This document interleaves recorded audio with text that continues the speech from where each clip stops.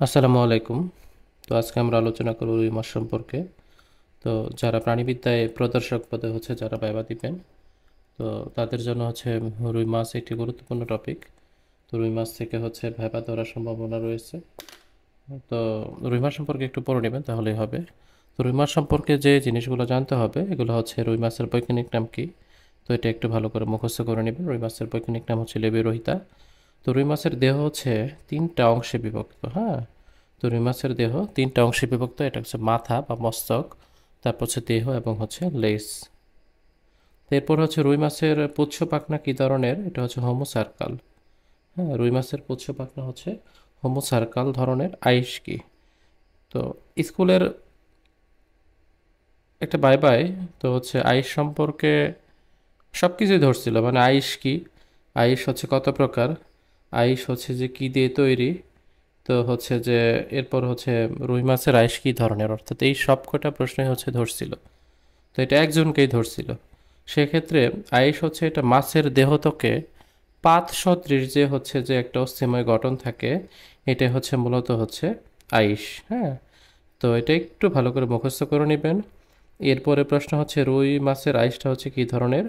তো আমরা জানি বিভিন্ন ধরনের আইস থাকে, সাইক্লয়েড, গ্যানয়েড, টিনয়েড, এই বিভিন্ন ধরনের আইস থাকে। এর মধ্যে রুই মাছের আইসটা সাইক্লয়েড। হ্যাঁ, তো রুই মাছের আইসটা সাইক্লয়েড। তো আইস কী দিয়ে তৈরি? এটা চুন এবং কোলাজেন তন্তু দিয়ে তৈরি। আইসটা চুন এবং কোলাজেন তন্তু দিয়ে যে তৈরি। এখন রুই মাছের রক্ত সংবহনতন্ত্র কী ধরনের?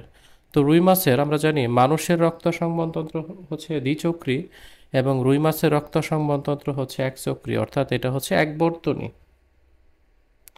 তো এরপর হৃৎপিণ্ডের, হ্যাঁ, হৃৎপিণ্ডে যে যদি কথা বলি, তো রুই মাছের হৃৎপিণ্ড যে আমরা জানি দুই প্রকোষ্ঠ বিশিষ্ট, এবং মানুষের হৃৎপিণ্ড চার প্রকোষ্ঠ বিশিষ্ট। তো দুইটা প্রকোষ্ঠ একটা অলিন্দ আর একটা নিলয়, আর মানুষের ক্ষেত্রে এটা হবে চার প্রকোষ্ঠ বিশিষ্ট। তো রুই মাছের একটা উপপ্রকোষ্ঠ থাকে, এটা একটা গুরুত্বপূর্ণ প্রশ্ন, এটা সাইনাস ভেনুসাস। তো রুই মাছের উপপ্রকোষ্ঠের নাম সাইনাস ভেনুসাস। তো এরপরে রুই মাছের মানুষের শ্বসনাঙ্গ ফুসফুস। তো রুই মাছের শ্বসনাঙ্গ যে ফুলকা, অর্থাৎ রুই মাছ ফুলকার সাহায্যে শ্বাসকার্য চালায়।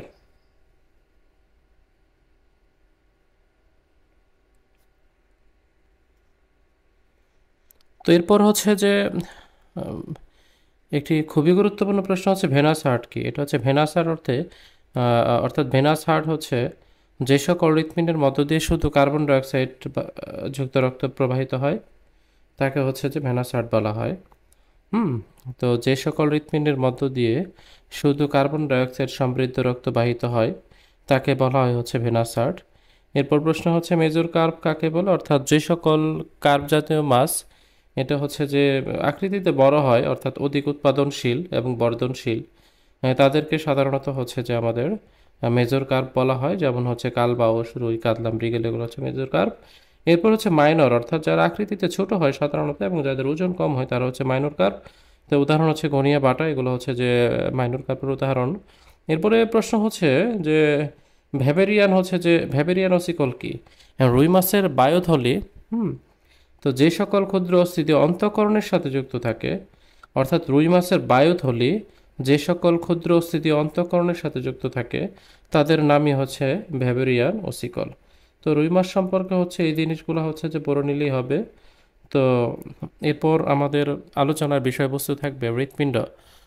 হ্যাঁ, তো হৃৎপিণ্ড সম্পর্কে আমরা আলোচনা করব। আর আমরা 20 তারিখে, তো যেহেতু প্রদর্শক পদে ভাইবা দিবেন, তো সেক্ষেত্রে যে আমরা ব্যবহারিক সম্পর্কিত কিছু প্রশ্ন নিয়ে আলোচনা করব, যেগুলো থেকে কমন পড়ার সম্ভাবনা থাকবে। তো আমরা অলরেডি শিট বানাচ্ছি। তো এটা বানানো শেষ হলে আমরা আপলোড করে দিব। এটা গ্রুপেও পাবেন বা যে আমাদের ইউটিউবেও এটা দেয়া থাকবে। তো সবাই ভালো থাকেন। আল্লাহ হাফেজ।